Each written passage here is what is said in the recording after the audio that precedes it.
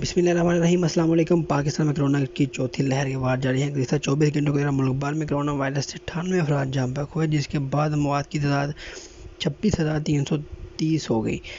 پاکستان میں کرونا کی تصدیق شدہ کیسز کی تعداد 11,86,234 ہو گئی ہے۔ National command and operation centre کی تازہ ترین اعداد و شمار کے مطابق گزشتہ 24 گھنٹوں کے دوران 3,316 نئے کیسز رپورٹ ہوئے۔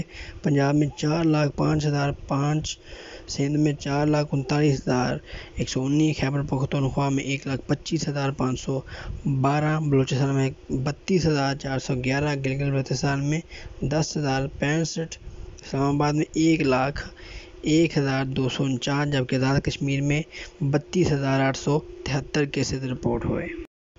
NCOC کے مطابق گزشتہ 24 گھنٹوں کے دوران ملک بھر میں 52,314 کرونا ٹیسٹ کیے گئے ہیں۔ گزشتہ 24 گھنٹے میں مثبت کیسز کی شرح 6.33% رہی۔ سندھ میں کرونا کیسز کی تعداد 4,39,119، خیبر پختونخوا میں 1,25,512، پنجاب میں 4,05,005، اسلام آباد میں 1,01,249، بلوچستان میں 32,411، آزاد کشمیر میں 32,873 اور گلگت بلتستان میں 10,065 ہو گئی ہے۔